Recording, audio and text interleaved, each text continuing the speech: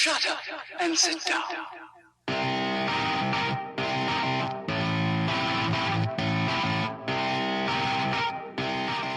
Hell yeah! Hell yeah! Hell yeah, Batman! Our bikes love us and we love them back as we ride through the city by the cars like plaque on the teeth of the town. We just keep on singing. We're unstoppable. Oh, hell yeah! G&O.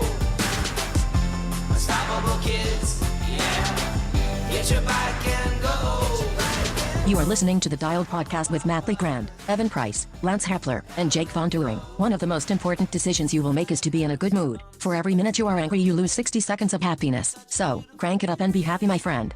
When things are good, when things are hard, we ride together, we don't drive cars, but together we make such beautiful music. Oh, hell yeah, brother, yeet. Unstoppable mamas, a G&O, we're unstoppable, unstoppable kids, yeah.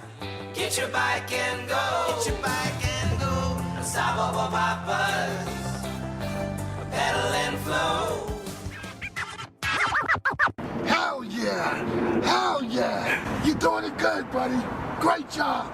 Hi, welcome back to the Dial Podcast. I'm Jake Von Turing. I'm here with Lance Hepler. Lance Romance, your mustached man, here for you on Monday.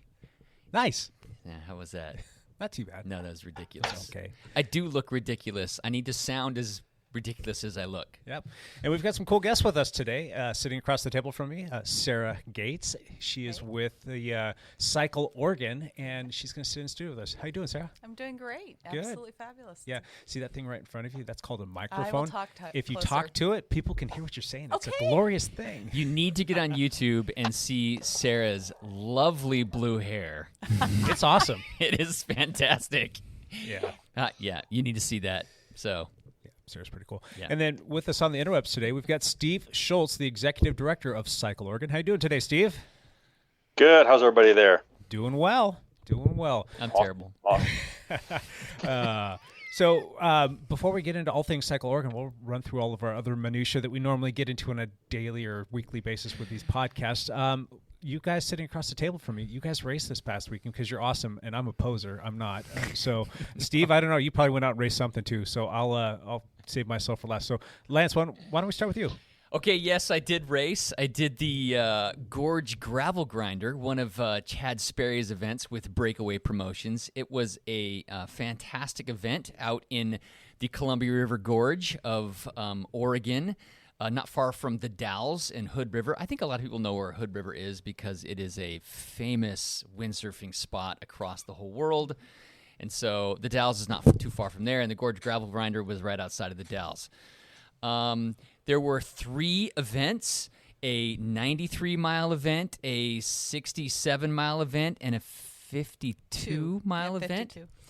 And I did the medium one because You're medium. I'm afraid. I don't do well with those longer ones.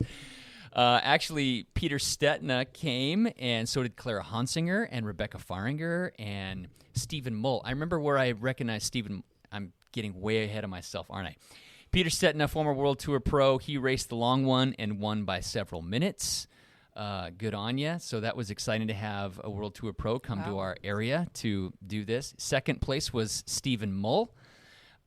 He won Rebecca's Private Idaho. Oh, wow. Like 3 years ago. Okay. That's why I recognize his name. He beat. Going back to Ted Peter King. Stetna real quick, he was racing for Cannondale, I think, or he was racing on a World Tour pro He was team. on a World Tour pro And team. He quasi-retired from that to take on gravel full-time. So that's kind of his gig now. He just goes around the country racing gravel races. It's called a privateer. He's not like signed with the team. He set up his own 10 or 15 different sponsors, Sure. and he's going around doing races, trying to get exposure for his sponsors, and that's how he is surviving at the moment. He's a privateer.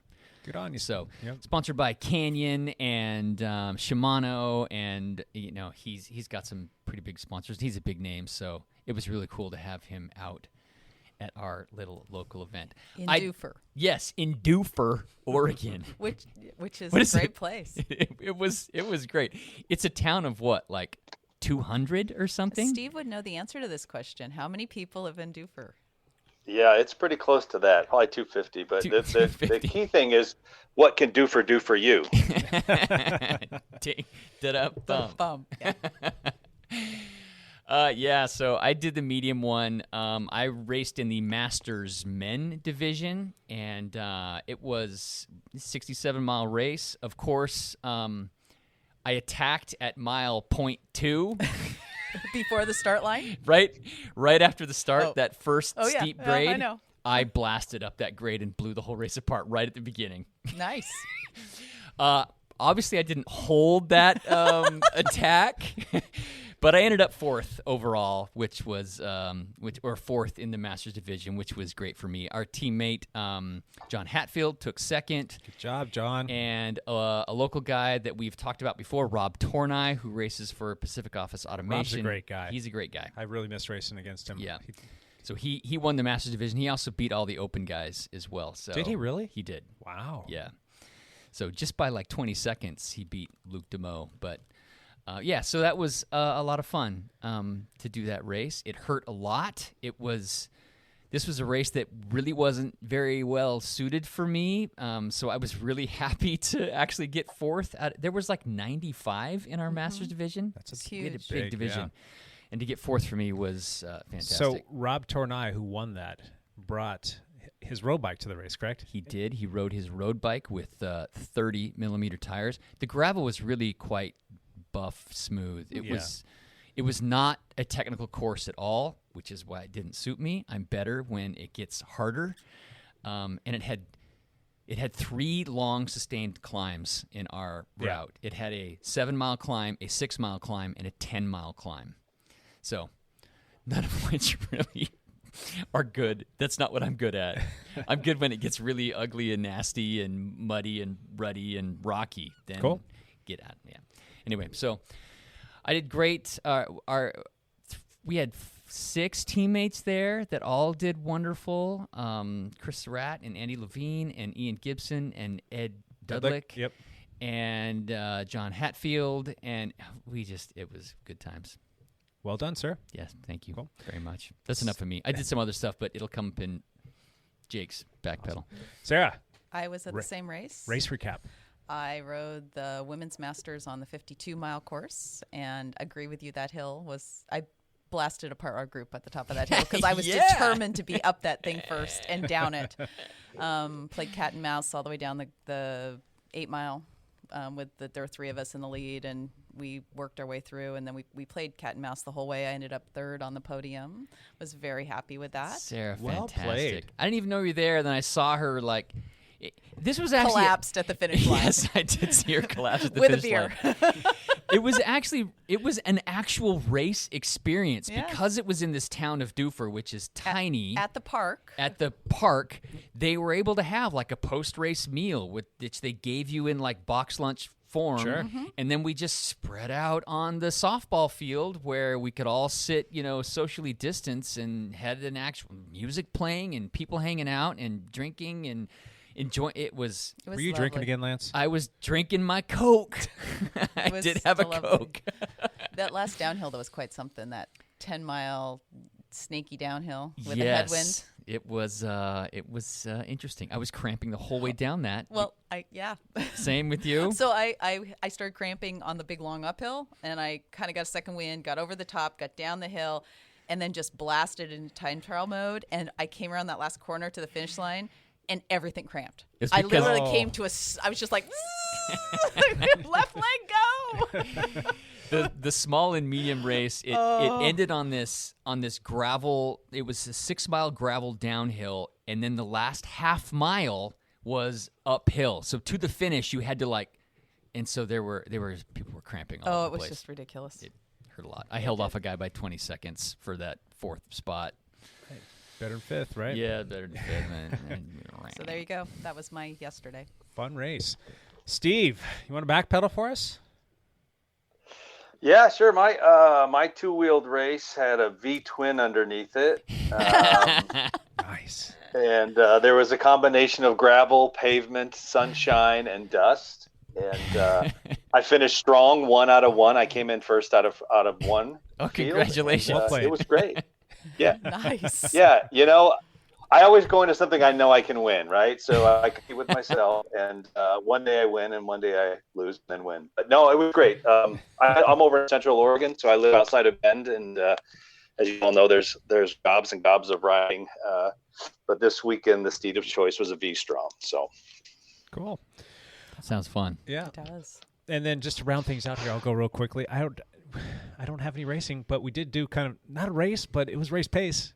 We did our flogging ride on Thursday. We had 2 kind of race pace rides. Well, we did. We did a gravel ride that's going to be a standing gravel ride now on Tuesday, which was a lot of fun. It was and great fun. Well attended, and there was some really hotly contested segments in there. I People were getting after it. may have attacked the group a few times in the group gravel ride when they weren't expecting. There you go. And then the flogging ride, though, that was a blast, like always. And the group was still pretty big. I think we had like 25 probably About people 25 show. people. And we only ran with 2 groups this past week. So there was an A and a B group. And the A group decided that they were just going to break everybody. It was just no holds barred. It was just the whole route we finished, our average speed was 23.5 miles an hour. 28-mile route we did in 23.5 miles per hour average. We were going pretty hard. When I got home, well, actually, you know what? I didn't ride to my house. I rode to the finish this time because I was having too much fun. When I wrapped it all up, push save on the old Wahoo Roam, the normalized power came out to 354 watts for the ride.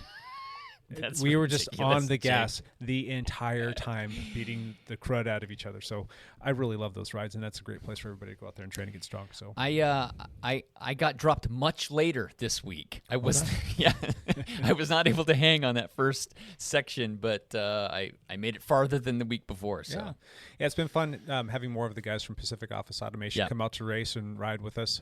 Don't want to call it race, but it is kind of a race pacing kind of thing. And race practice. A lot of teammates showing up, and everybody's coming out there and having fun. So, and then this past weekend, I did not do anything cool, so I'm just going to pass on that. Yeah, I did do one thing that was cool. I built a raised planter bed for my vegetable garden. Is that why your back hurts today? A little bit. Family points. There you go, and some fresh produce to make me leaner. Yeah, so, you need that. Cool. Let's get into some Patreon updates here. We don't have any new Patreons to report, but per usual, and because that little grab bag is still full of all kinds of goodies, we're going to do a little Patreon drawing here. If you're watching online, Lance is mixing it up really good. We've got everything folded up super small, and we're going to let him pull a name out of there. There is one caveat, though. We've pulled out all of the recent winners in a separate baggie, and we're going to try and give everybody an equal chance. Full disclosure, we pulled out Rob Buck's name. Even though Rob Buck did call, and Rob Buck said, if you pull my name out of there again, I'm going to donate $20 to your Bikes for Kids charity. I thought that was pretty cool. But Sarah, pick a name. See if she can read my chicken scratch. Nobody can ever read it. I always thought I had decent handwriting, but I guess I don't. Kim Catherine. All right, Kim. Come on down and get to pull something out of the the bin. Yeah, we've got all kinds of fun stuff in there. If you're interested in becoming a patron, go to dialpodcast.com, and you will see the Patreon link right there on the homepage. You can go in there and pick a Patreon that works best for you. And we really would like to say thank you to everybody for being a Patreon. Pretty cool stuff, huh? You're welcome. I'm not a Patreon. All right. Cool. Let's move on to Lead Out News. Champ here. I'm all about having fun. You know, get a couple of cocktails in me, start a fire in someone's kitchen. What's up, maybe Champ? Go to SeaWorld. Champ Bailey here. I left my pants on today, unfortunately. Or fortunately. We got a couple of things that happened in the world tour. There was the tour of Basque Country, which actually Primoz Roglic won. He didn't fall apart on the last day. He actually took second on the last day and actually let somebody win the stage because he was winning the overall thing. So they kind of made a truce with like 1 or 2K to go. So that was kind of exciting to see Primoz Roglic win. You ever been to Basque Country? No. I went once and it was beautiful. This is in like the northern Spain, southern France region. They have their own. Sounds great. They have their own language. Yeah, I knew okay, that. I'm gonna stop with this stupid details. Also in World Tour news, guess who won a sprint race? Jake. Some old guy. The Monk's Missile. The Monk's Missile. Is that what they call him? Did I say that right? Sure. Mark Cavendish. Has Man. not won a race since 2018, and he won a sprint in the Tour of Turkey. So kind of exciting to see him do well. Okay, $1 million question though. What other sprinters were there? Andre Greipel was there. I think Andre Greipel's like 10 years older than He's Cav. a little bit older, and there weren't many other sprinters there. But still, it was a World Tour race, and Cavendish won it, and that was exciting for him. Did you get to actually watch the finish? No. Uh, Wait, yes, I did see. I saw the last Quick Step 10 provided seconds. a nice lead out for him. Yes. Well and, played. Yeah, and he came around a guy literally in the last 10 meters. He made up a whole bike length. Wow. Yeah, it was pretty crazy. And he didn't retire right after the race, so he stretched on top. But he did not. Yeah. Interesting note about the Tour of Turkey. We have a local Portland guy who's actually racing it. Yeah. Yeah. He was out there doing some laps when we were doing Evan and Jesse Tonkinson were doing the Forest Home Everesting Challenge. When they did the Everesting Challenge, his name is Kent Ross. Uh-huh. He came out and took a stab at the KOM that day just to flex a little bit on us. He did not get it because Mike Guyvan because came out Mike Guyvan flexed harder. So, but yeah, Kent Ross, I don't know what team he's on, but I just saw on Strava that he's actually doing the Tour of Turkey. That's so pretty cool. That's, Very cool. That's pretty cool that Portland guys out there. So, other than that, nothing else happened that I know of. I think we can probably talk about one other triathlon-y thing that kind of happened over the course of this weekend. I would be happy to talk about that. Mr. Evan Price did the Galveston 70.3 triathlon race. Yes. He went out there. He had a terrible swim, according to him, a respectable bike split in 2:16. I don't know what that is in average miles per hour. Do you? 23.5 for almost 24 miles an hour, and I think that Lionel Sanders was like 27. So a few minutes behind Yeah, him. and Evan, he crushed. I mean, he did really, really well for himself, and I think that he's still kind of earning his stripes. I saw that his first transition was about 30 seconds slower than the rest of the guys, and I think that actually ended up costing him maybe a spot. Yep. He could have finished one spot higher, but man, kudos to Evan. That's such an awesome thing. He turned around and ran really well. Yeah. He did a 1:16 half marathon, which is like 5:35 pace. That's stupid fast. That's crazy. That's crazy Yeah. that he ran that. So he ended up doing the half Ironman in 4:08, which is smoking fast. Is that a PR for him? I don't know. Evan, we'll have to tell us about that next week, hopefully. So Still amazing. Yeah, Yeah. it's still amazing that he went out there, and I think he took 26th out of like in the 35 pro or something like race. that. Yeah, Yeah, that's I don't know how many were there. awesome. I mean, I I thought think they were like 65. I could have swore when I saw I don't know. the depth of the field. Maybe they only went up to 35. Maybe it was just one of those things where they didn't put everybody's name on there. Got to be this fast to get on the finish list. So congrats, Evan Price. We're proud of you. Yep. Attaboy. Yep. Cool beans. All right. Thanks, champ. Champ out. Let's get into our topic for the day. Anybody want to take a guess what we're going to talk about? Lance, do you have any idea? Sea kayaking. Yes. Absolutely. Sea kayaking Oregon. Sea kayaking Oregon. No. No, we got the folks from Cycle Oregon here. We're going to talk about all things Cycle Oregon. You guys have a bunch of cool stuff coming up. And Steve, I'm going to let you just kind of talk about Cycle Oregon. Maybe give us a little bit of a background for those that don't know what that is, because we've got people from all around the world that will listen to this. So give us a brief synopsis and, tell us a little bit about yourself too. Cool. Great. Well, thanks, everybody. I appreciate the opportunity to talk and chat with you all today. So Cycle Oregon, basically, we're just a community of people that really love to ride bikes and love to help people. We were started in 1988 as an idea of putting a bike ride out into rural Oregon to try to basically drink as much pizza or drink as much beer and eat as much pizza as we can. How much pizza did you drink this morning? Well, we might drink a lot of pizza, depending on the day of riding. But really, basically, just to kind of boost rural Oregon and the economies of rural Oregon and try to bring some awareness out there. And the first event was in 1988, and they figured about a couple hundred people show up. 1,000 people showed up, and Oh my goodness. they went from Salem to Brookings, and they had really not thought it through all the way. I mean, like, bathrooms are important to have, which they didn't really have, and lots of food, which they didn't really have. And so it was kind of born out of this crazy thing. But at the end of it, it was like, well, let's do it again, and pass the hat around and give some money back to these great communities. And so 33 years later, we're still doing that. We've gone from 1 event to 4 events. And we basically are there to basically be an economic engine. So we see these amazing places, we see these amazing towns. We search out all the back roads that y'all can't find on the maps and figure out how to get from A to B. And, we pump millions of dollars into the economy every year. And that's something that everybody needs, but in particular, rural communities, if are still struggling and will continue to struggle in the economy. So it's great. I've been with the organization for over 20 years. I came out of the fitness industry. I had a fitness company there in Portland for almost 20 years. And we did a lot of coaching and training, and that's how I got involved with Cycle Oregon, of coaching some riders to go out and do a big multi-day event. And I got hooked from the day I went out there and did it. I grew up in small town Wyoming, so rural is really important to me, and I get it. And I've also lived in the urban setting, so I understand the city too. But that's my heart, is sort of helping those in need on the rural scape. So Cycle Oregon does that, and it's a blast to be a part of. Steve, so if I understand this correctly, so Cycle Oregon is like a week-long cycling event where the riders ride from point to point and are camping at each spot. Is that right? Yeah, so we have 4 events. We have a single-day women's event. We have a weekend gravel event. We have a weekend kind of all-road or all-access event, and then we have our 7-day event, which is the classic, which is the one we started in 1988. Yeah. Okay.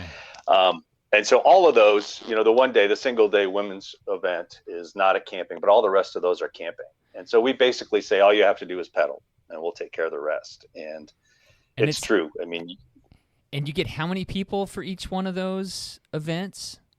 So for our gravel, we do about 400 or 500 people for our gravel event. Our women's event pulls about 1,000 people, and then the weekend and the classic pull about 2,000 people.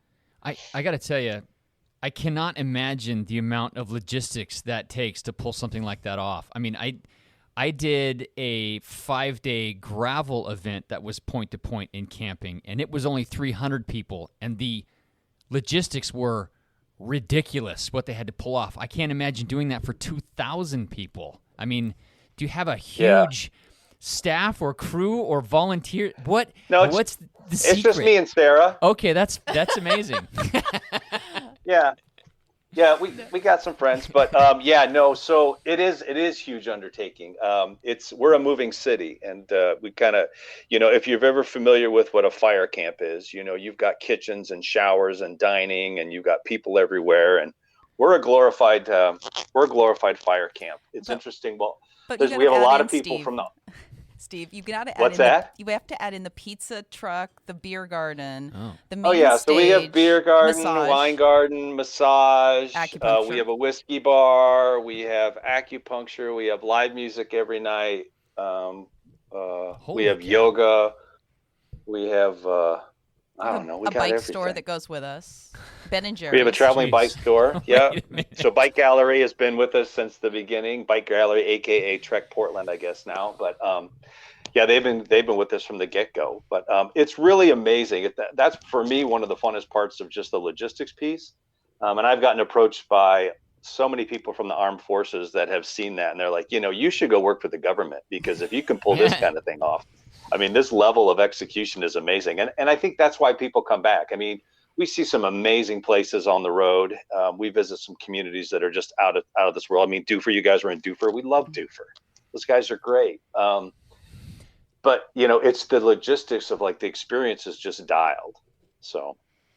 Well, and the volunteer team that we have as well, that we get them year after year, and just I've actually served as a volunteer on a rest stop coordinator as just for kicks and giggles, and the organization to have this incredible experience at a rest stop, just one rest stop even, it's so dialed. And then the people that come back for decades, they know their jobs and they're damn good at it. And they have fun too. And they have a blast. It's like in the dorms where we were staying, it was literally like summer camp. They were all like, oh my gosh, the whiskey was flowing. It's just like this big party for the volunteers. Yeah. It was great. Cool. Yeah, we bring about 160 volunteers on the Classic with us, and those are Cycle Oregon volunteers, and then we recruit at least that many in each town that we go to. So a lot of times, we go to a town, we'll well outnumber the population of the town that we're in, and they'll be, you'll have kids from the school that are sloughing bags in the morning, they're serving lunch in the afternoon, and they're cleaning up, doing recycling at night. So everybody gets involved. It's a huge community effort. There's about 350 support people. So between Cycle Oregon team, which there's 4 to 5 of us on staff, depending on what's going on, and the Cura volunteers, and then all of our vendors and service providers are there. So, it's go to one of your big events and then just think about moving it every single day for 7 days to places that don't always have water, power, or other kind of infrastructure. It's it's cool. Hayfield. It's super cool. Giant hayfield. You mentioned that you do this to help out the communities as well, the communities that you visit. The help in the communities, is it just exposure? Is it the cyclists spending money in town? Is it because they're volunteering, you guys are able to kick something back to them? How does that help? Yeah, so for sure. So all the volunteer groups that we recruit, so we'll go into a community and say, hey, we need, we have this all dialed. So that we give them the playbook, right? And say, okay, we need X amount of people for all these things. So all these different groups that help us out in all these different areas will get a stipend or a grant that goes to their organization. Oh, fantastic. So for the Classic, for example, for all our communities, we put about $150,000 worth grants and stipends just right into those communities from Cycle Oregon. And then our riders spend about another $500,000 in those communities throughout that event. And then, we'll use local service providers. So we'll hire local musicians, we'll hire local groups that can help doing different things. And so, we're coming in about $800,000 million of impact just on the Classic. So I use that because it's the easiest economy of scale for me to do. And we did an economic impact survey a number of years ago, and it from the Classic event, it was about $5.7 million to the state. So for a silly bike ride. Well, you got to remember, we bring in people from all over the world. It's not just Oregon people who ride this. It's from every state. It's from, it seems like practically every country, although that's not quite accurate, but a lot from Europe, Japan. We get a lot of visitors from there that come. We have a huge group coming out of Alaska, that even though it's the same country, it's a long ways away. Yeah. So we're bringing in a lot of people who come in to spend time. They have to fly in or drive in, and they spend money before and after the event as well. Yeah. And everyone loves to buy pie from, the local, what a 4-H stand is. Is pie an American thing? And so there's nothing better than pie when you've been riding all day. Come on. Lemonade stands, you name it. The jerky stand in Elgin. There was a smokehouse in Elgin a couple of years ago, and that place sold out of jerky. It was crazy. Wow. Crazy. I think that's one of the unique things about this. Like, say, compared to Ragbri is a very famous, it's a week-long ride. I think it's Ride Across Iowa or something. I don't know what Ragbri stands for. Register Annual Guards Ride Across Iowa. Okay. But it's the same route, I believe. Isn't it the same route every year? Is Ragbri, or is it different? No. Yeah, no, they change every year, but they are, so we are very much, we'll handle it all for you. So events that are like Ragbri, like the Rockies, they'll provide a certain level of infrastructure, but for food and those kinds of things, you're all on your own. So for Ragbri, you will end up kind of jumping on with the porter service that will provide you a bunk truck or a tent or a shower, and you go to the communities, and the communities will do the meals. So you'll buy, your corn on the cob and your whatever, or something, where we will bring the community to us, but we will also make sure that we have enough food. So the problem that historically Cycle Oregon will run into, and we try to use local vendors, is you're like, well, I need to serve 2,000 people pancakes. I know there's only 200 people in your town, but can you do that? So the quality control tends to kind of fall off a little bit, and we don't want people to be angry. So we are kind of insular a little bit in that we make sure we have all that taken care of, but then we end up figuring out other ways to dump that money into the community. So I love that. The cool thing about Cycle Oregon is that it's a different route every single year, correct? So you're researching different towns, small towns, areas of the state. It's always somewhere in the state of Oregon or just barely peeking out of the state of Oregon. But, I mean, you're able to do a different section of the state and kind of rotate around every year. How do you decide what towns you're going to visit? Yeah, good question. We have been on pretty much every paved road in this state that I can connect a town to within riding distance. So when gravel started to take over, I was super excited because, we'd come up along this road and be paved and all of a sudden be gravel. You're like, oh my God, it turns to gravel. Now you're like, sweet, it's gravel. Why did it turn to pavement? It's a whole different, right. It's a whole different thing now. But yeah, so we kind of try to go around different quadrants of the state, and we'll also look at what's happening in the state. So if there's a scenic byway thing, if there is some sort of town event, if there's some sort of historical celebration that's out there, we'll try to say, well, we know this is going to happen in 2 years. Maybe we can work around that. Or if we want to do some investments from our foundation, our grants, then maybe that's something we write around. But we try to break it up. The thing is, we go through communities, and I would say 99% of them are like, can you come back next year? Yeah. So we're trying to spread the love, and try to figure out, well, we were here 5 years ago, let's move back here. Or now we know this new road or this new thing is there that we could actually try to get to and try to make it happen. So,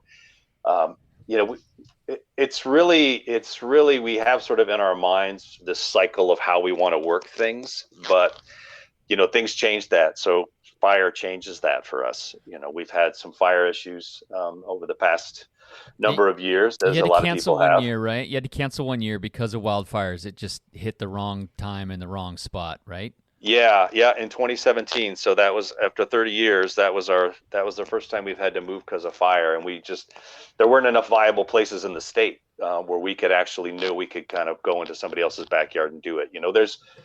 We've done enough that we can put some stuff together that we could execute an event, but this takes a year plus to put it together, so it's not something that's really simple. So we try to have a plan B, but sometimes a plan B is impacted just as a plan A is. So it's just it's funny looking for routes. So you can never put a price on safety. That's what I tell my wife. So my truck is built out for safety. It's built out for back roads, drive off a cliff, stuck out there a week.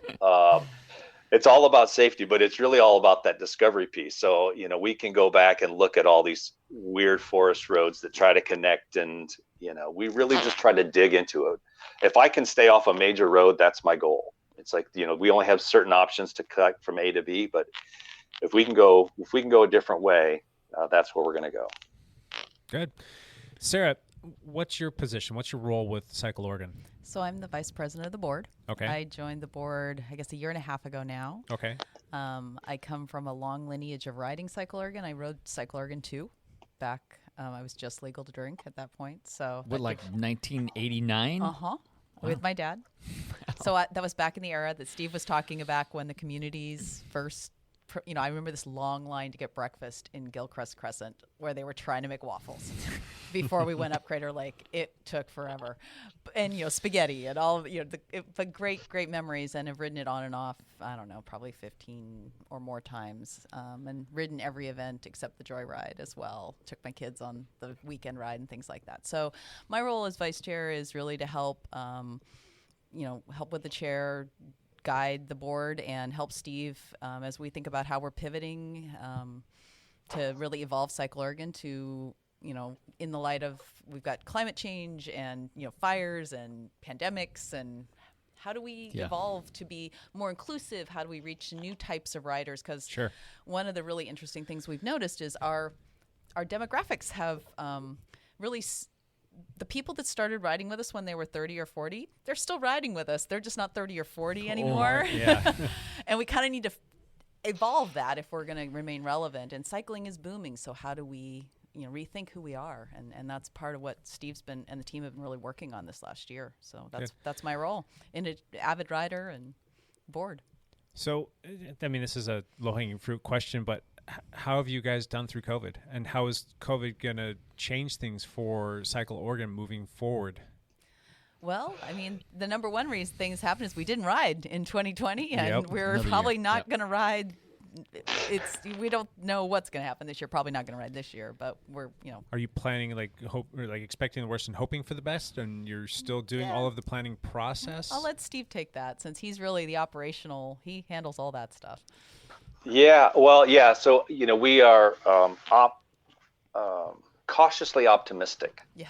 That we can play this year on two wheels. The reality is we don't know. Nobody knows, right? I mean, you've got counties that just went back into extreme. So there's lots of variations. But I think that there's a good opportunity we'll be doing something in the fall.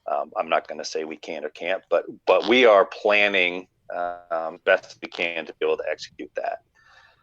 As you can imagine, with the way we do something like Classic, so we're 7 days, so we're probably in 4 different counties, all of which have different rules, all of which have different permits, all of which are like maybe yes, maybe no. So there's a lot of other things at hand other than Cycle Oregon saying, yeah, we're going to go ride, right? So, but what it has done, with COVID and with the forest fires, as Sarah mentioned, sort of climate and all that, it's really, I would say, allowed us to look internally a little bit more about the organization and what the organization is doing. We've talked about it for a number of years of we do a little bit, we could do so much more. What can we do? It's like, oh, we don't have time. We're doing events. We just are swamped with events. Well, we didn't have events last year, right? We're not having a lot of events so far early this spring. So we've really been able to look at how the organization becomes a more comprehensive organization and how it can provide a bigger impact throughout the state when we're not doing events. So how can we supplement that so that, Cycling Oregon continue to support and help those others when we're still sitting at home on our trainers? Gotcha. So it's been really great. I think that, there's definitely folks that are out doing stuff. I mean, you look at Mike Ridley. I know you guys know Mike, and, Mike's he's the right number count to be able to do stuff. And he's also, from a racing standpoint, which a lot of you guys are, primarily focused on the racing stuff, there's ways to make that work where, you can do delayed starts, you can do different stops, you can do socially stuff. We're built around community and really the recreational celebration part of that. So, we don't have time starts, we don't have time stops. We have beer gardens, we have music at lunch, we have massage. I mean, we have all this other stuff. And so for us to do what we call a Cycle Oregon event is much different than what we could do based on what other folks are doing. Like Chad's able to do some stuff in 300 person range. We're just too big for that. Yeah. We just don't have that economy scale. So, but it has allowed us to do some other stuff, and some of this pivot that we're talking about and doing some other programming. We're working with a lot of our partners on how we can show up for the state. And we've got, a lot of things that are in the hoppers that we're excited to talk about here as we get into the year, as things kind of the ink starts to dry on a lot of these things. But, one of the things we just launched last week was our basically a Cycle Oregon membership group called COG, C-O-G, and pun intended, but it also stands for Community of Giving. And, it's a way for people to be a little bit more involved with the community of Cycle Oregon, to make a little bit more difference in what we can do and how we can give back. And, it's all part of joining that community social piece. And Sarah can probably put a little bit more to that too. She was kind of behind this, like, how do we do this? How do we get more people engaged? Like, how do we get the people that are now 80 that want to ride with us but can't ride anymore? Like, what's their engagement point? How can they continue to help Cycle Oregon and do cool things for the state? And so E-bikes. this membership is really what we tried to push. So. Well, and I think what Steve's been talking about is, we're looking at it, we typically have been ride first. Well, and bicycling and economic development and rural engagement is so much more than just putting on an event. So how do we help get more people on bikes? How do we expand access to bikes? Bike routes, education, whatever it is, and making sure we're exposing people to the amazing rural communities that we have. You think about the Duford just seems to be our town of the day, but it's a great example of a town you would never get to unless you rode a bike. And the community of giving, I think, it's a new idea for us. It's rather than paying a ride fee, become a member. We'll have some cool swag. We have a really cool jersey, so cogs on it. It's really super cool. But you're going to get access to some events. You're going to have. We've got a great piece at the high level to help provide input into our grants program. So getting to help us kind of weed through grant opportunities and give some feedback on that. It's just a really great way to still be part of Cycle Oregon.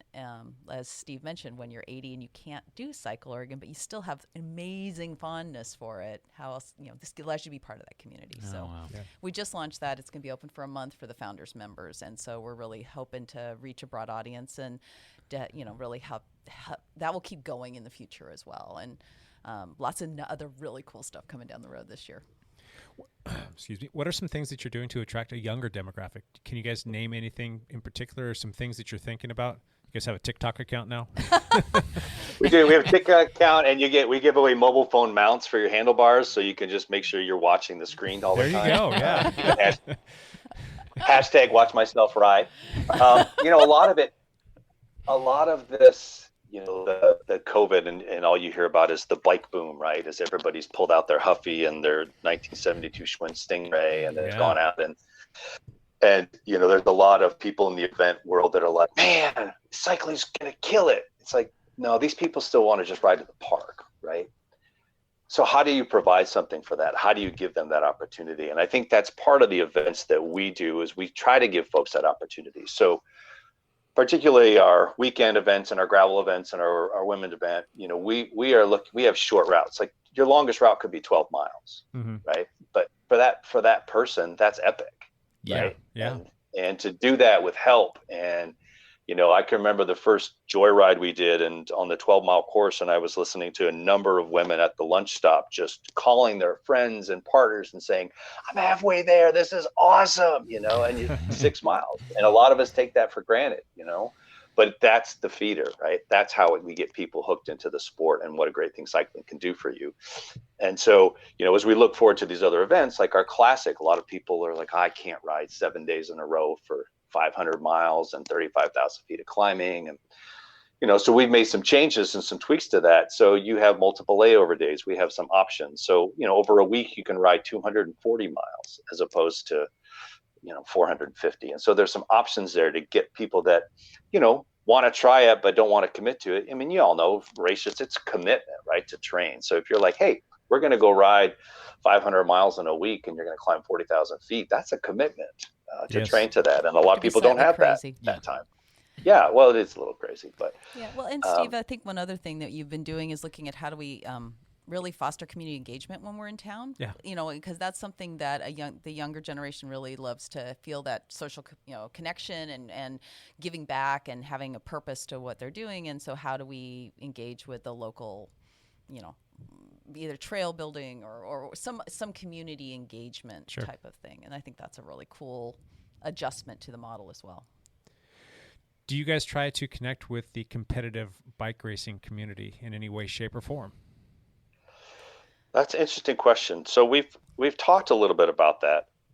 We definitely have those that come from the competitive nature that are on your podcast, that follow you. We have some dialed riders actually on our events, and it's interesting. But because the thing that we offer is just epic routes, right?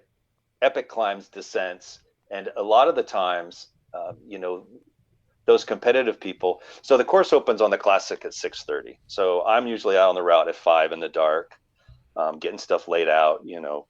Fellow event people can, go along with my misery, but yet joy of working in the dark and all that. But, these guys, I'll get to the first rest stop and it'll be 6:30, and that's 15 miles out. We open the course at 6:30. There's somebody there at 6:40. There's a pack of people that are like, we're on, it's on, we're going, and it's pretty funny to see those guys because they're going to be in a camp at 9 o'clock. Like we won't even have left the one town, and they're already going to be in the next town. But that's the thing. They get out, they get on it, and they have these wide open roads. They know they've got support out there, and they just go have a great time. And we try to provide these opportunities for more challenging options for those that want it. Yep. We talked about in the event that we didn't have in the Painted Hills, but on one of our days doing a Strava timed event. And, it's only, you got to leave by this time. It's only open for this. And if you want to go, you got to get in front of everybody else and go. So we were looking at just different ways to engage that audience. Can folks connect with you guys on Strava? Do you have a Strava club on there? Sarah would be able to answer that question because I don't believe we do. I don't know that answer. Because Cycle Oregon historically has not been about like Strava segments and all of that, and it's a one-time event. But that we do have engagement on, Instagram, Facebook, and all of that. Yeah. But we don't have a Strava club, as far as I'm aware of. You Because should, I would be 'cause- on part of it. Yeah, that doesn't necessarily have to involve around racing every it's a single good idea. segment. It's a good place to be Connect. able to connect with your people because you send out a notification Yeah. and all of a sudden everybody's phone gets a little message alert like, "Hey, Cycle Oregon's got this going on," or That's check out true. that. So Yeah, well, and we've got some cool things that that would be a great way to do training rides and things like Sure. that too. Because we're Yes. starting to try and do some of those sorts of things Yeah. as well. how do you guys put out all of your GPS? We have them as ride with GPS files and these amazing maps. I mean, that's part of the experience is you get these beautiful glossy maps with the gradients and everything Sure. that are, and then we also post the GPS files. But on the course you never need a GPS Because it's marked. It is marked to a T with pink arrows, and there's no Dan Henry's. It's 1 arrow, 2 arrow, 3 arrow. It's a system that's been worked for years, and it's so you. Yeah, if you definitely get know where lost you on are. a Cycle Oregon event, you're trying to get lost on a Cycle Oregon. Yeah, pretty much. Awesome, gotcha. What other questions you got, Lance? I know there's always like a big reveal moment when you actually release the course for the next year. Has this year's potential course been released yet? Yeah, so we did a little save the date. So this year's course would be what we would have ridden in 2020. So for our classic, it was in the Painted Hills. Okay. It's a killer route of lots of options. We got gravel, we got pavement, we got everything. But historically, the end of January, early February, every year we do a big, what we call our kickoff of announcement party. Okay. So we throw a big party and then we announce every place we're going, for all 4 events and other things that we're doing, what's on our sort of agenda for the year. So I'm looking forward to next year's kickoff party because I think we're going to have a lot of cool things to talk about. Because they're like big events. The kickoff party is like It's happening. It's legit thing, right? It is. Yeah, we have between like 600 and 1,200 people show up to it. Wow. It's amazing, and we have some vendors will be there, like some of our sponsors, and it's good times seeing all your friends that you haven't seen in 4 months that you rode with in last September. It's a big secret. I mean, Steve keeps it pretty tight to the vest as to where we're going, so it's always a complete. He'll give a hint or two, but it's a big secret. I remember I modeled for the gravel event a couple years ago. John Kraft, who is one of your official photographers, he is a teammate of ours, and he asked me to come take some pictures to ride bikes on some of the gravel events. Guess what? They were around Doofer. Yeah.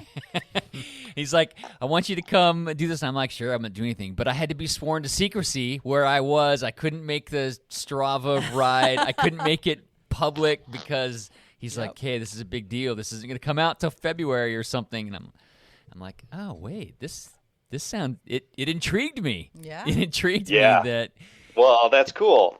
it's kind of a cool thing. Yeah.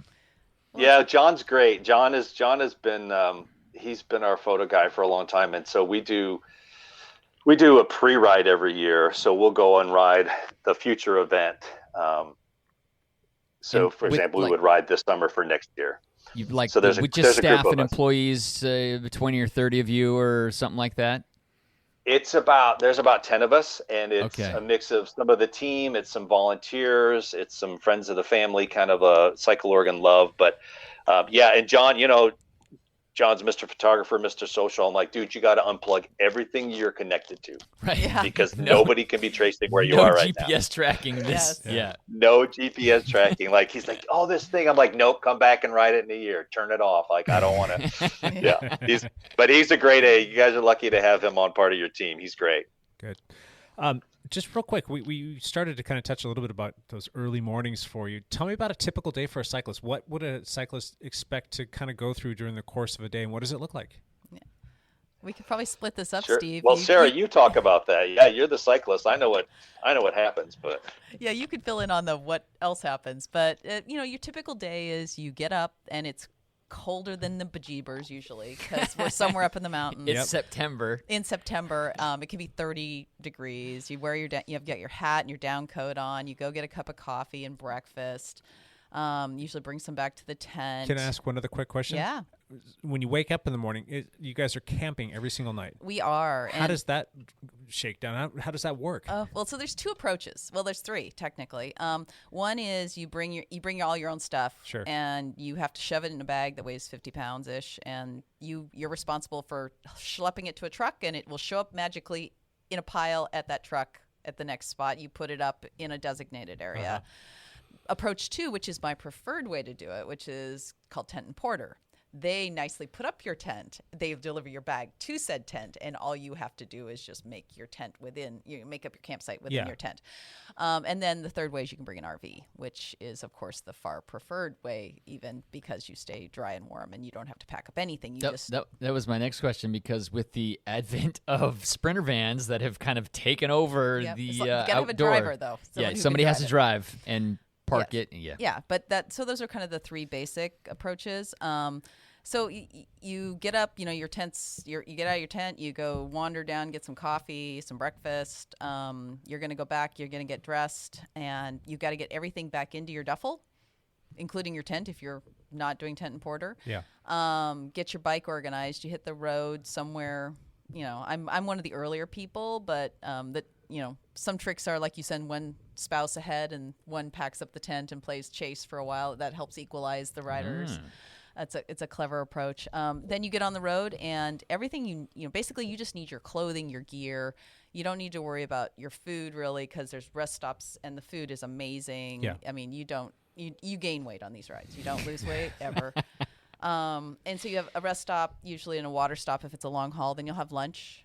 And lunch will be a box lunch. Although I do remember the hot Mexican food burritos that we had down by the coast. That was really, really good that we did on that trip. That just to have like a hot buffet burritos. It was amazing.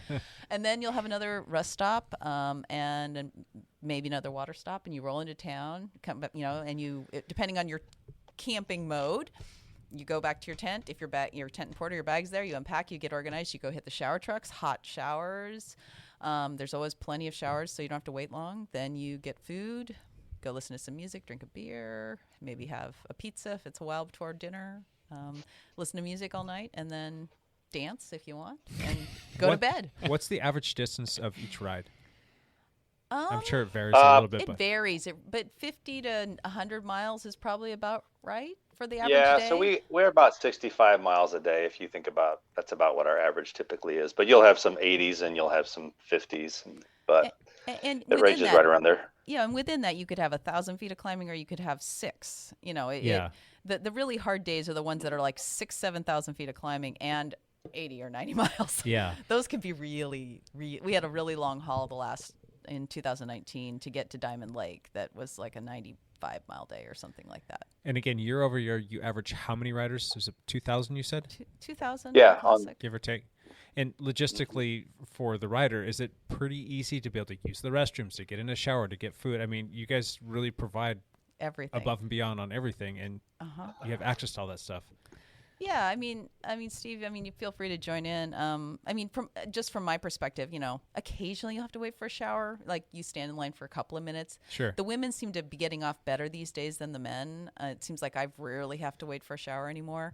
But there's chairs there, and there's like 12 showers in a truck, and you each have your private shower. It's great.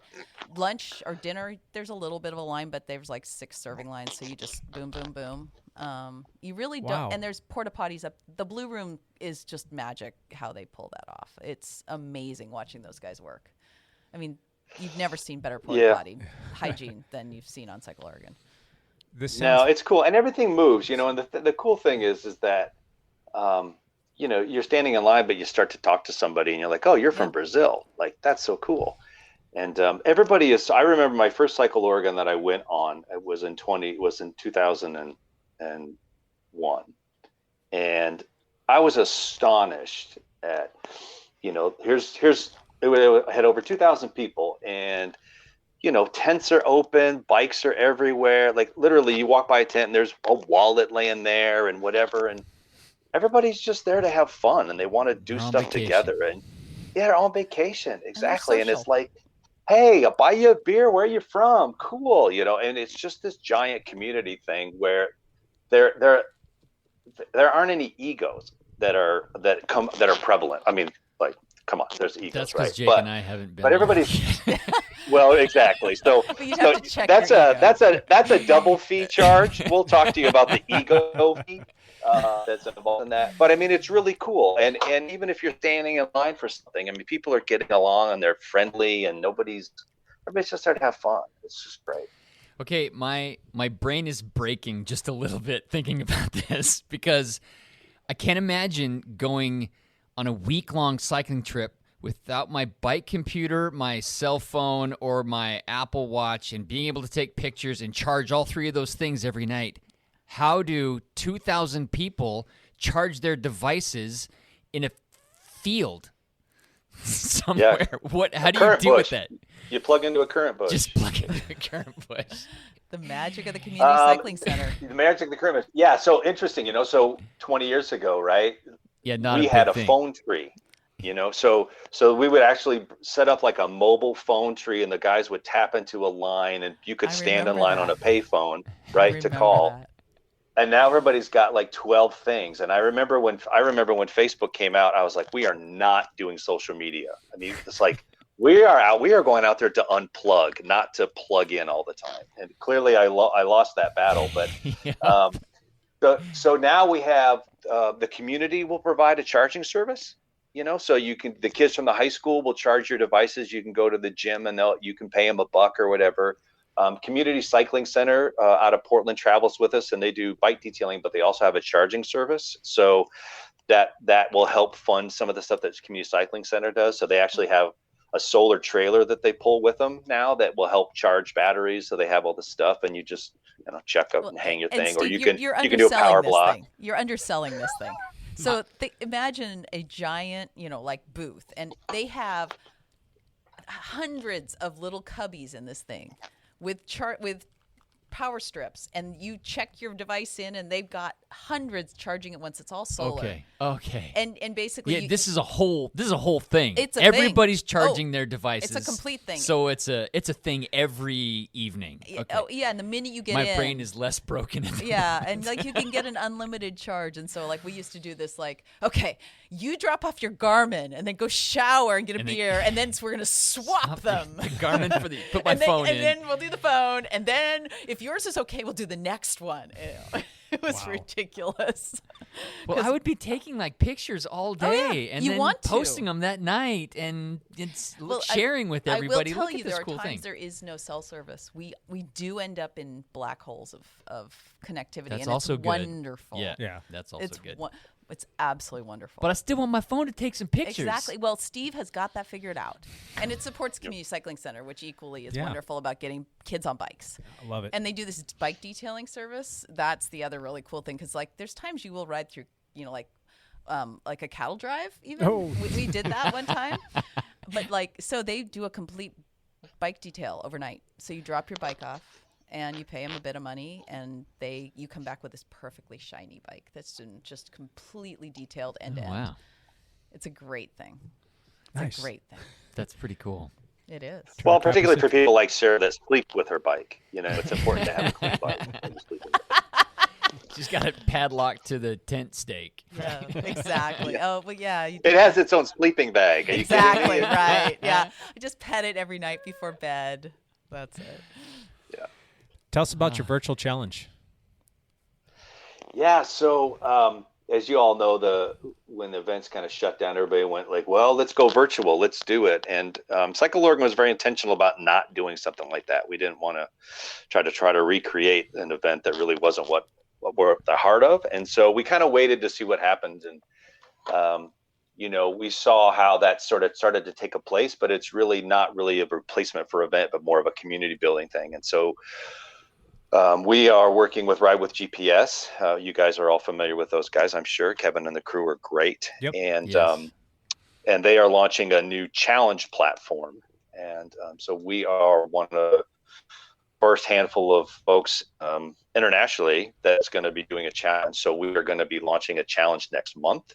So we did a little baiting to our ridership to kind of be ready. We didn't give a lot of details about it, but it's going to be something that we're going to do for a while, and it'll be something that we can help complement our riders, so those that can't join us can actually join us in the future. So we're pretty stoked about it. Awesome. But again, yeah, it was not like, oh, you're going to ride our route and here's your thing. It's like, no, we didn't want to do that. We wanted to wait and see how it fits with Cycle Oregon, how it feels right for us. We've always been very intentional on what we do, and not that others aren't, but that's just something that we've always been. So we were like, everything needs to make sense. The membership needs to make sense. The other programs that we're doing has to make sense. They have to be on brand, and they have to be long-term solutions. We're not about putting Band-Aids on this. I'm about creating surgery and fixing this. And COVID has really shown that there's some things, in the industry that need to be fixed. I mean, you all know that, road cycling has been on the decline for years, right? Races are challenging. Yeah. It's like, what is it? It's when we come out of the pandemic, that didn't go away, right? So it's still out there. And so those that are thinking about, well, we get through this, it's going to be great, we're back to normal. It's like, normal wasn't great before. No. Yeah. So how do we continue to build it? And so that's what we're looking at. It's like, how do we be intentional? How do we take on programs and events that are really going to have the long game in mind? And we're thinking this virtual challenge will be part of that. That's a good step in that direction. You know what? I'd like to hear like a very cool story about something that happened during one of the events, or a group that gets together, or something that you might be inspiring that happened during that. I know I have a bunch of guys I used to ride with on Saturdays. We call ourselves the Mari Group because it used to meet at a bakery called Mari's, which no longer exists, but it's still called the Mari Group. Mm-hmm. And there's a group of 10 or 12 of them that have done Cycle Oregon like 15 times. They call themselves Team Martini. You probably know. Oh, yeah. Yeah. Yep. Because every night they get together with their tents and they all have martinis in their little thing, and they had jerseys made that same Team Martini, and they all wear them during the ride and whatnot. And I thought it was a group of like 10 or 15 people that every year got together at Cycle Oregon to go do this ride, which it made them all very good friends and very tight, and it was a great bonding experience for them. But I don't know, do you have like cool stories about inspirational things or cool things that happened during one of the events in the last 30 years? Only a couple. Let me see. Sarah, do you want to start? Let me tell you about something I found really inspiring. You're going to have to help me, though, with the name of the organization, because I can't, it's escaping me. I'm having a senior moment. But last time we rode in 2019, on the Crater Lake Day, I was it was a glorious day on Crater Lake, like one of the best. But I got going up the last big hill back up to the rim, I was riding with the folks in the hand cycles. Oregon Adaptive Sports. The Oregon Adaptive Sports Group that was on sort of beta testing. Could they support people doing Cycle Oregon? And there were two of their riders, and they had a companion rider with them, and they had done a big chunk of the rim, and they were working their way up from Rim Village up to the top, and it was so inspiring. They were doing so well, and it was just so great to see it opened up to, again, somebody different than our classic male male in their 50s on a road bike. Here they were doing that, and so that, to me, that was the most recent like awe-inspiring thing. The Crater Lake Rim Ride is not easy. It's like 35 miles, but like 4,000 feet of climbing. And not a flat thing There's on nothing it. flat going around that rim. No, and we had, it was a perfect, kind of like yesterday was a perfect day in Dufur. This was like the perfect day. But, I mean, there's a lot of other, like wonderful moments of bagpipers on hillsides as we're going by, and the grilled cheese sandwiches in the rain at the summit going into going into Rainbow, and, just these wonderful moments that they just make you smile, and they make riding just this magical thing. So, but those are some of mine. Yeah, we like to have the unexpected. The unexpected experiences is really what, which is cool. And I think that's stuff that we provide, but it's also those things that happen when you're there. And the grilled cheese is great. Franz has been a sponsor for years, and they have a grilled cheese truck, and we hit it up on the woods at a rest stop, and people showed up, and we made hot grilled cheese sandwiches for them. Wait, so you had this food truck parked out in the middle of nowhere, making hot grilled cheese sandwiches for people just at a rest stop. Wasn't lunch stop. No, it was just like, a rest stop. here's a little pick me up. Oh yeah, I've got a couple more then that come to mind. So we were in somewhere in Central Oregon, and this woman who was an organic peach farmer pulled up in her truck full of perfectly juicy peaches and was just handing them out as you went by. Oh, wow. I mean, it was just like, oh my goodness. And then going up Rattlesnake Grade on a 95-degree day on our tandem, the water truck, it was so hot. The water truck was coming along and spraying people as we were going up the hill. So you got just cold water all over you. It was awesome. Yeah, and going to the rodeo, because we've been to the Pendleton Roundup multiple times and have this whole section of spandex. At the rodeo. At the rodeo. Yeah. So we've had some just amazing, and the bike rodeo that we used to have. What is that?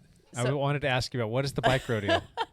Steve, do you want to take that one? Bike rodeo. Want me to take it? So Bike Gallery, as I mentioned, has been coming from the get-go, and so they started, I don't know how many years ago.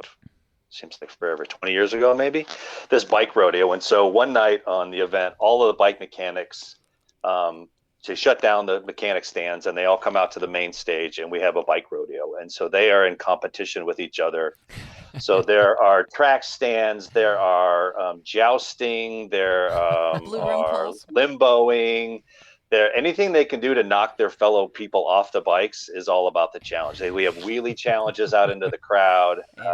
It's great, but it's really a night for those guys to blow off some steam. They are working their butts off all week, and everybody gives it appreciation. But it's we'll have the Blue Room tow, where they hook up the bikes to the Blue Rooms and start dragging these portable potties across the stage. And Jay Graves was the most competitive of all of them when he was still on the ride.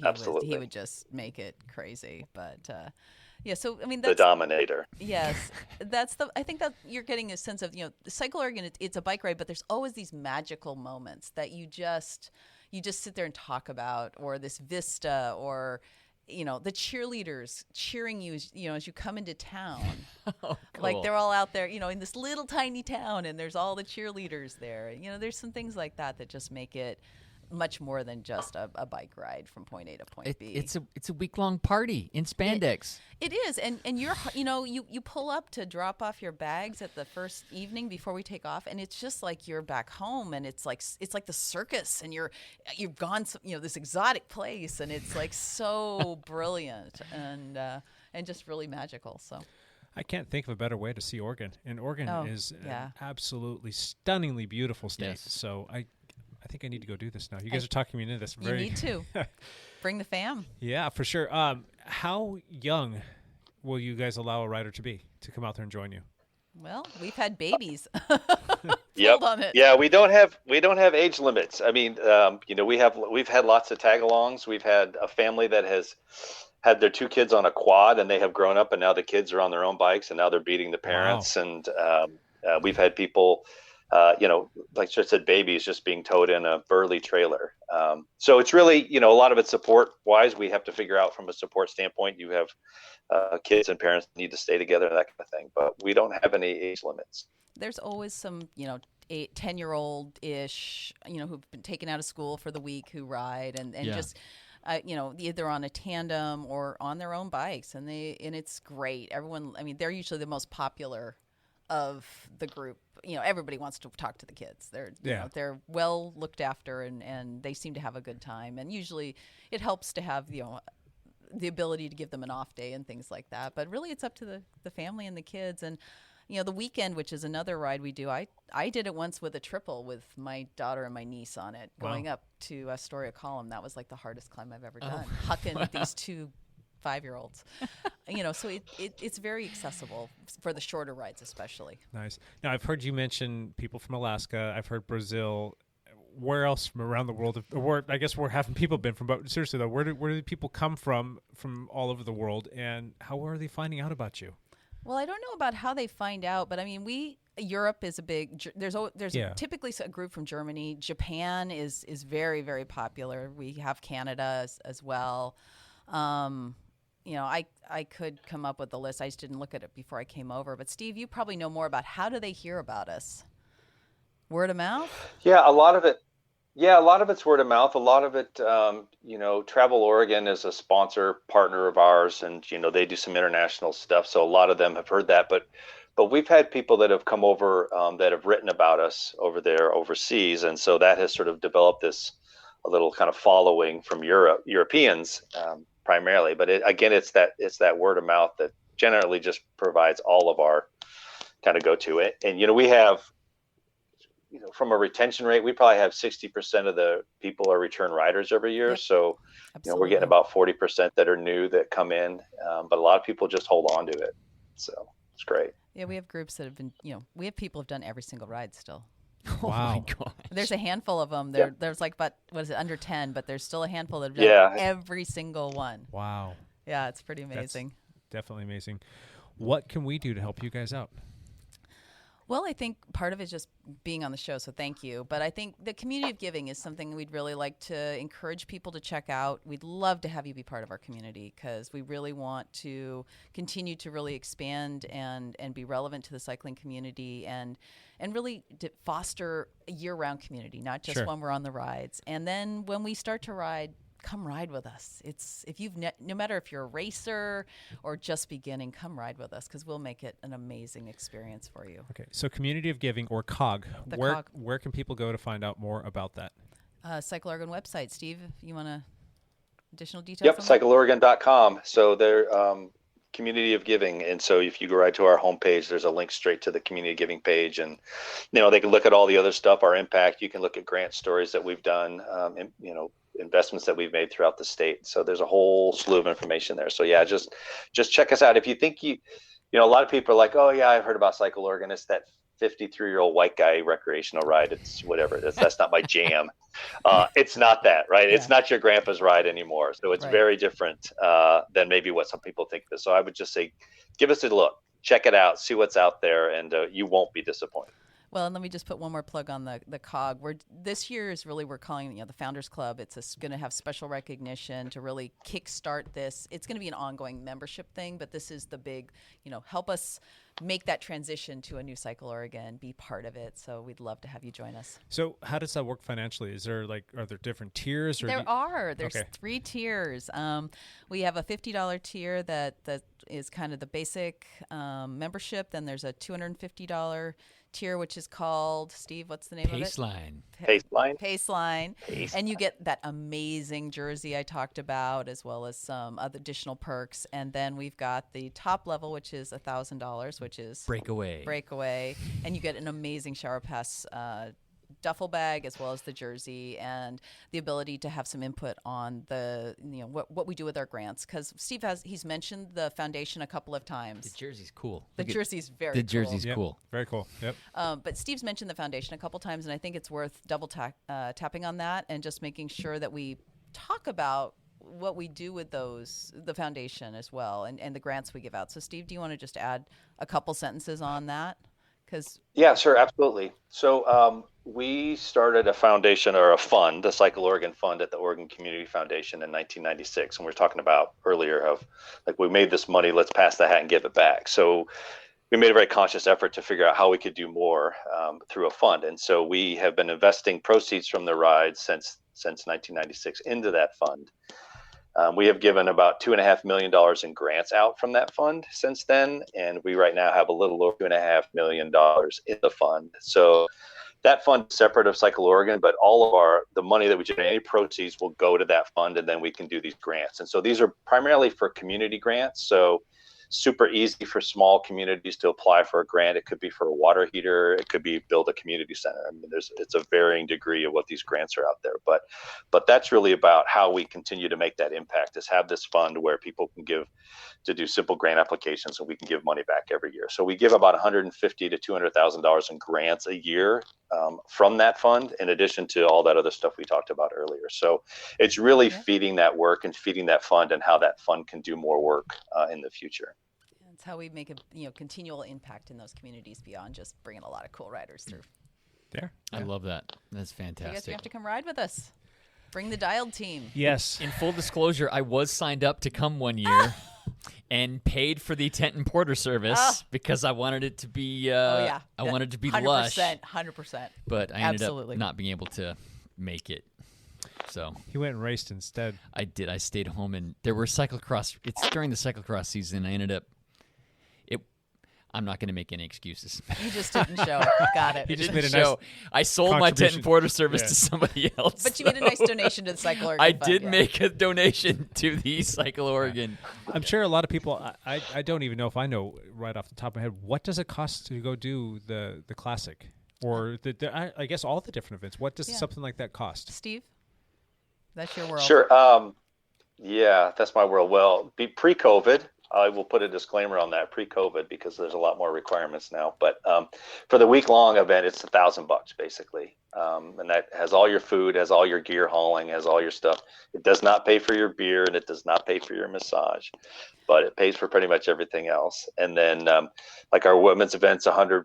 Our weekend event is between $200 and $300. So between that and the gravel event, again, everything's covered. So and that, we've got medical on site that travels with us. We got ambulances, we got police, we got all kinds of stuff. And the bike support they provide. Basically, you pay for parts, but no labor. Oh, geez. Wow. Yeah. So like my derailler's squeaking. They fix it. They fix it. My bike fell over and is destroyed. They fix it. I blew out my rim. They fix it. It's just the parts. So the $1,000 for the week long does not sound like enough. That's a great deal. Honestly, that's a great deal. Now, how much more is it for the tent porter though? What is it, like $450? $450. So and it's so worth it.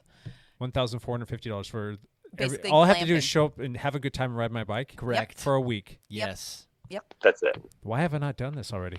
I don't know. I mean, that is a lot of money. But when you think about the experience, you think about what you're getting out of that. The return, food's included. And it's 3 squares, and plus, you will gain weight, honestly, and you get all your snacks. So everything in the rest stops. Hot showers. You don't have to lift a finger. You basically all you have to do is put your clothes on and get on your bike. Could and I then eat? Could I chill all morning and then leave it like 10 Yes. and then just blitz the whole course and not have to leave at 6 in the morning? You could leave at noon and blitz the whole course, but no, I think they like everyone out of town by about 10, 9:30. Steve has to get because you got to remember they got to pick up. Right, they got to move. Yeah, and you'll see sometimes it's actually really fun. You'll see the shower trucks, like it's rare. They don't typically route on the route. I mean, only if there's no choice, but it's kind of fun. Like there goes the shower truck, there goes the baggage truck.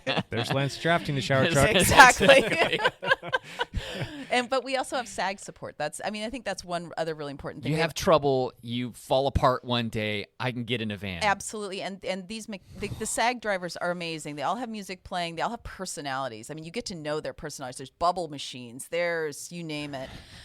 But they will have all the necessities. They'll have sunscreen. They'll have food and water. They have, basically anything to kind of get you past an emergency. But if you need to stop, they don't care. They'll pick you up. Wow. And so, if you can't make it up the hill, it's okay. If you can't make it in that day, it's okay. And they're the greatest people. It's fabulous. And sounds fun. Yeah, there's nothing better than hearing, they all have their unique musical sound, and you can hear them wafting up the valley. And we also have usually have some, off-duty patrolmen as well that are out there on motorcycles kind of helping deal with issues as well. Yeah. This is kind of a little bit off in the weeds a little bit, but do you guys have a curfew or a lights out time for everybody so that you can get some shut eye, or is it everybody's pretty respectful and they're not most people are exhausted. Yeah. I would think that earplugs would be your friend. They are. And Steve may know of, there may be some malarkey that happens, but pretty much I've never had. I mean, the worst thing is the generators coming on at 4 a.m. if you're too close to the generators. Oh, yeah. Wow.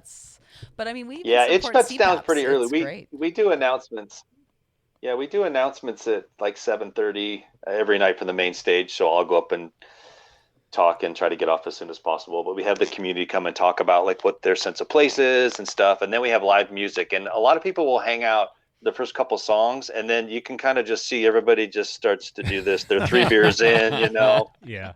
And so, there's I'd say there's probably 100 people that are still going till 9 o'clock, but we pretty much shut it down by 10. Like the music stops about 9. The beer garden shuts down at 10, because those beer garden, actually, once those guys shut down, they pack up and they leave, and they just go to the next site that night, and then they sleep in their cars. And so the next morning they start setting up with some of our advanced teams. So they shut down and leave, and the stage leaves, and it's this big leapfrog thing that we do. And there's not much to do but people are pretty worn out. Yeah, there's not much to do in a field in Lakeview at midnight. There's just not. Right. You can only throw so much cornhole. After you throw too much cornhole, then you're done. How many acres do these fields have to be in order to accommodate everybody and everything? Steve?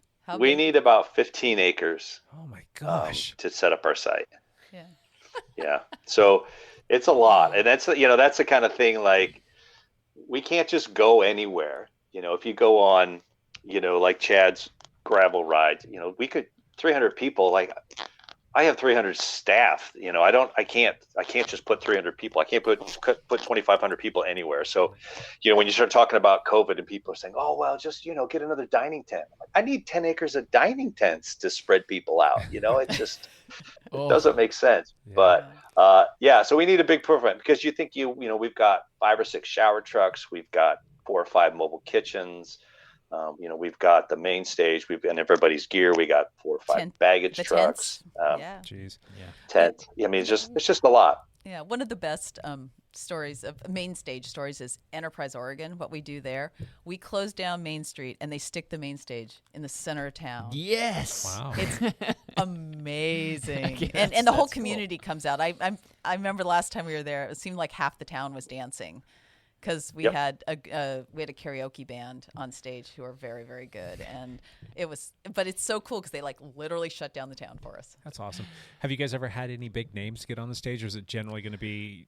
Well, Quarter Flash and they were with us for a long time, which is a long-standing old Portland group. They came out and both performed as the trail band and Quarter Flash and a standalone, but I can't think of anyone else that's big. Yeah, we had Pink Martini when Pink Martini first started. Thomas Lauderdale and his group were out there earlier, but we try to big Portland people. Yeah, they're a big Portland band. Yeah, and but like I mentioned before, we try to utilize the locals. There's a lot of great talent out in this state, and we'd rather get some really as opposed to trying to spend $50,000 to bring in somebody to play some music. It's like we can put that money back in the community and hire some local people, and there's some great bands that are out there.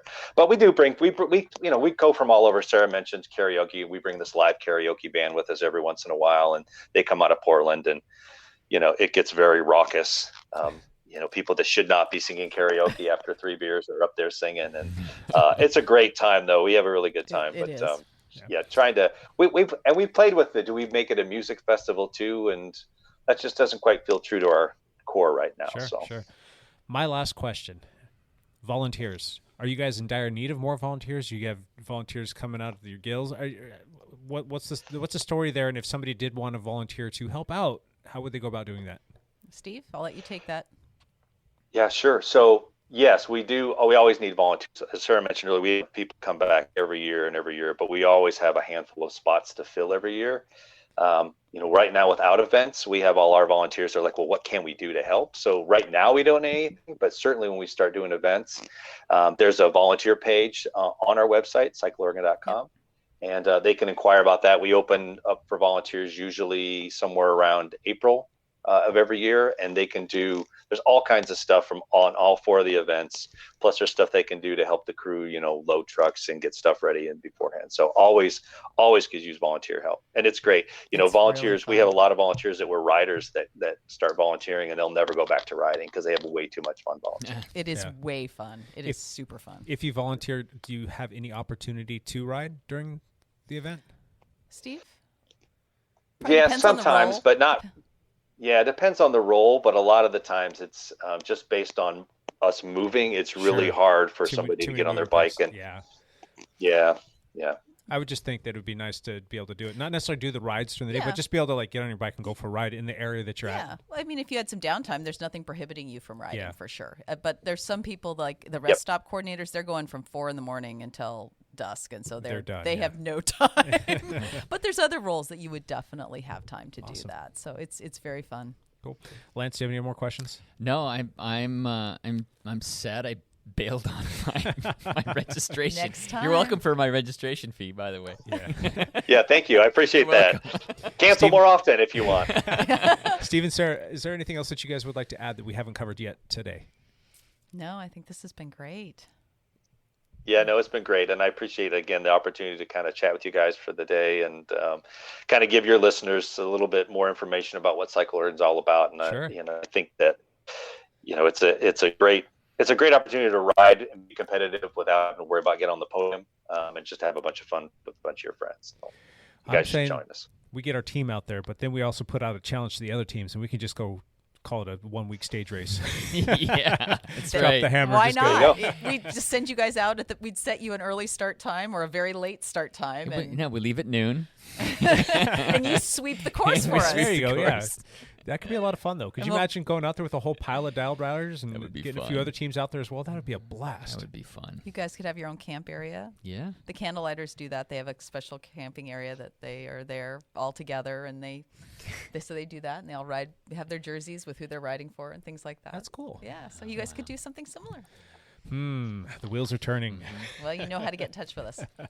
Awesome. On that note, let's jump into one last thing before we wrap this up. Lance, I'm going to start with you. Guess what? Chicken butt. I'm racing this weekend. You don't say. I am racing this weekend. There is a mountain bike race in Central Oregon. It's called Bone Crusher. It's part of the XC series, and it's only going to be like an hour-long race, so none of these freaking 10-mile climbs. Nice. That's all. That ought to be fun. Sarah, one last thing. I am not racing this weekend, but I do think I'm going to try and do one of the OMTM Ride of the Months. I've done Swale Canyon many, many times, but I've never done the climb up from the river, up over the top to Swale Canyon. So I'm thinking of doing that. Not on Dallas Mountain Road, but on the other side. A little farther east than that. So we'll see what the wind does. This see is how out I in the feel. Columbia River Gorge Yeah, just area. across from Duford. On the Washington side. Yeah, and Swale Canyon this time of year. I've only done it in the fall, so it's beautiful then. But I'm thinking it's gonna be gorgeous this time of year. We've probably touched on this a touch in the past, but everybody at the table knows what OMTM is. Do you want to elaborate on OMTM, what that is exactly? OMTM stands for Our Mother the Mountain. It's, I guess, a loose affiliation of crazy gravel riders that have a couple of ringleaders here in the Portland area. They are masters at mapping the unknown roads, trails, squirrel paths, and goat trails of Oregon and Washington. And right now what they're doing is they typically would do a monthly ride, sort of all comers, not formal. It's, come as you are, you get yourself in, get yourself out. But they're doing basically throwing routes out. They've got 2 for this month. One goes from Portland all the way out past the hinterlands of Silver Falls and back. It's a 200K that looks, which looks really cool because it literally goes by my childhood home. So I'm going to have to do at least a good chunk of it, but that can be done any time of year.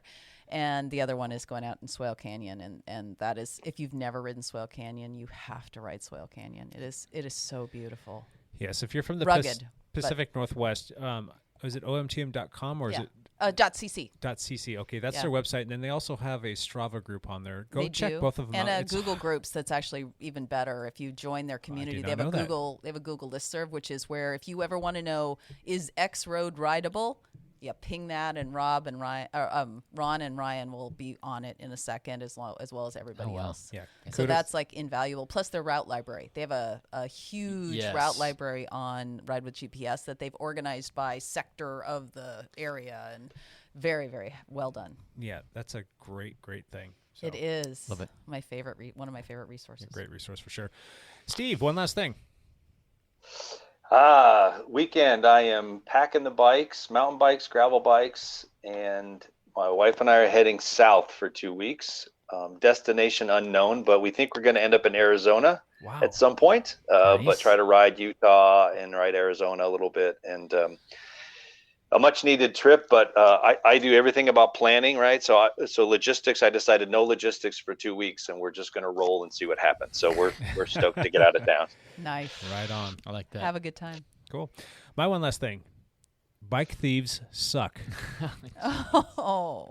Somebody broke into the lab last night We got and broken stole into. 3 bicycles from us. Oh, no. Yep. That's not how I wanted to start my day. Oh, I'm so sorry. We've been trying to put on a good Not face good. today. But we're Yeah, a little- I've just been a little. I mean, I guess considering what was taken, I'm pretty low key right now. I'm not too worked up, right? But yeah, somebody decided to pry open a door and came in here and helped themselves to 3 bikes before the alarm went off and skedaddled out of here. And they took some other garment stuff, but that sucks. So if you see a bright green BMC SLR01 there's an orange one. Team Machine, and then the same thing in orange, and the same thing in kind of a bright red. Yep. They stick out like a sore thumb. You do not see these bikes all the time by any means at all. Anyway, Sorry. I digress. Not good. Moving forward, looking forward to another great week. Hopefully, we'll rebound from that. Trying to get people to stop calling here. And yeah, I really appreciate your guys' time. This was fun. It's fun to break away and do stuff that's not always race oriented, and to learn about other things and options that we have out there as cyclists is phenomenal. I am gonna have to do one of these. I'm hoping that it goes off for you guys this year. I don't know if I can do it this year, but I will. You'll see me out there. Wonderful. Maybe I can volunteer. Who knows? Or join us on the gravel ride or something. One there of those. you go. Or, the gravel ride. When is that? well, it was supposed to be in May of last year. Uh-huh. We've done them in October. I think it's TBD as to what Yeah. the next gravel ride will be. Where do you guys typically disseminate all of your information? Is it social media and email blasts? And our website. And your website? And the kickoff party. But yes, social media will have it all as well, and Perfect. our website. I'll make sure to connect all of those things and pass the word. Please. Going to get our team out there. So, Great. all right. Thank you. Awesome. Thank you again for your time. Thank you for everybody who was watching and listening. And we will see you guys next week. Till then, bye for now.